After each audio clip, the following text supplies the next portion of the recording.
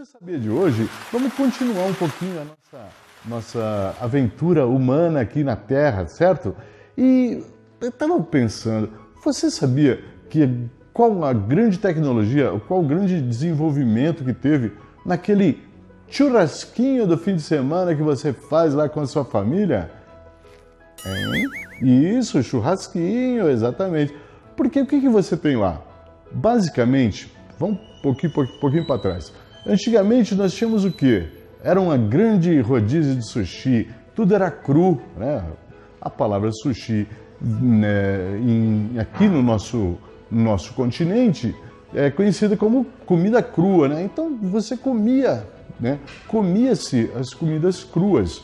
Com o advento do fogo, depois que o homem domina o fogo, ele começa a assar a carne. Olha, o ato dele assar a carne, ele lava-se a carne com, digamos, com sal, né? Como lavar com sal? Com a água do mar. Pronto, estava o sal e o fogo. É churrasco. Entendeu? Mas é isso mesmo. Pronto. Começou aí uma tecnologia muito, muito interessante que mudou a história do planeta Terra. Outra coisa que você sabia? Você sabia que tínhamos o tear, por exemplo, as máquinas a vapor, que são uma invenção mais ou menos por acaso. Imagine você, uma senhora, pondo água na chaleira para fazer o chá. Lembre-se que a Revolução Industrial foi desenvolvida na Inglaterra. E toma-se uma bebida muito usual na Inglaterra, é o chá. Colocou-se água, ferveu. Esse vapor proporcionava o quê? O deslocamento de ar capaz de mover coisas. Lembra? Isso, o bico, né? Movia coisas. Não foi muito distante alguém pensar que poderia mover a esse vapor, movimentar uma roda, por exemplo, movimentar um pistão de um trem. É isso. A locomotiva nada mais é do que né? Uma imensa chaleira. Você sabia? Você sabia. Daí o que acontece? As máquinas passaram a ser movimentadas não por força animal, não por tração animal, mas por carvão, né? E o carvão começou a ter um preço e uma importância muito interessante, tá bom? Olha só, a tecnologia vai se desenvolvendo. Que tal? Mas você deve estar se perguntando, o que tudo isso aí, chaleira, água, sushi, churrasco tem a ver com tecnologia, que é o nosso tema? Bom, pessoal, a partir do momento, uma determinada época em que o homem se utiliza, né, do fogo para, como estava falando, transformar a água em vapor, olha, aparentemente é uma ciência de baixa tecnologia, que deu o impulso. Essa que é a grande situação, deu o start, né? Começou todo o processo evolutivo, né, das transformações das máquinas que ora eram extremamente rudimentares, que você lembra, por exemplo, a roda, que era uma coisa bem rudimentar, uma invenção bem rudimentar, até numa máquina. Mas quem que movia a máquina? Quem que movia?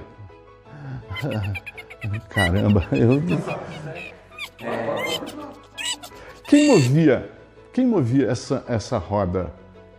Ora os cavalos, ora os burros. Depois foi o quê? A água, o vapor de água. Olha, a tecnologia está em transformar a água em vapor, o vapor em propulsão e propulsão em movimento. Entendeu? Aparentemente uma coisa extremamente simples, porém, para a época foi extremamente o quê?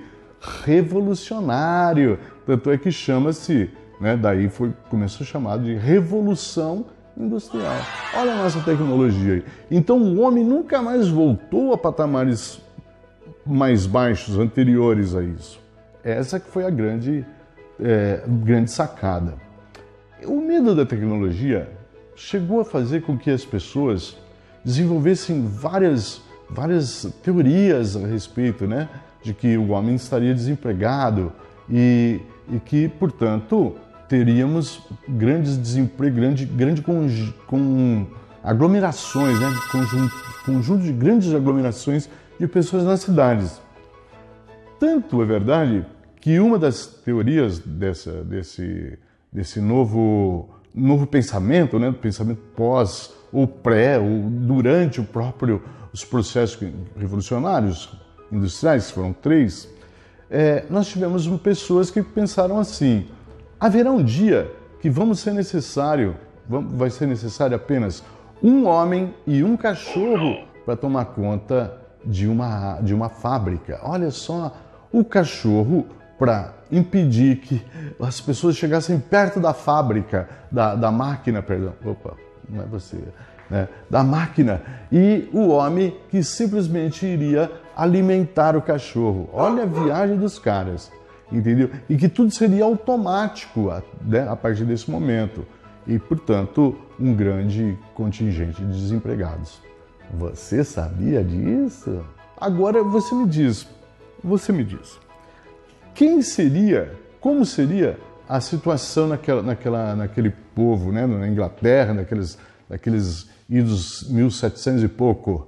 Olha só, estávamos em 2 situações completamente distintas. Um desenvolvimento por um lado, no entanto, o outro lado estava completamente pobre, e nós tínhamos também uma situação muito terrível: a saúde pública. A saúde pública chegou a um ponto em que tinham pandemias, entendeu? Muitas pandemias de cóleras, vibriões, vírus e tudo mais. Há um outro maluco, que depois você lê aqui embaixo os nomes deles, e vai falar o seguinte: lavar as mãos, higiene, saúde pública. Te lembra alguma coisa? Você sabia que lavar as mãos evita o contágio, você sabe disso. Você sabe que fungos, vírus, bactérias, né, parasitas são transmitidos. Então, o que acontece? Nós tivemos também essa situação que teve a ver com muito com o desenvolvimento de quê? De tecnologias como a penicilina, por exemplo, tá certo? A penicilina foi desenvolvida também na Revolução Industrial, durante a Revolução Industrial, tá certo? Justamente por causa desses aglomerados, né, para evitar que a proliferação de doenças acontecesse.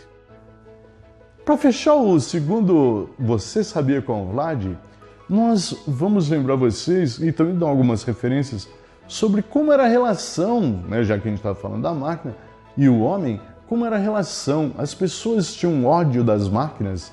Outros caras, por exemplo, Isaac Asimov, que depois está aqui o nome também, começava a pensar, esse cara escreveu mais de 500 livros, para você ter uma ideia. Ele pensava a máquina como um amigo do homem, né? Junto a junto, passo a passo, um colaborando com o outro.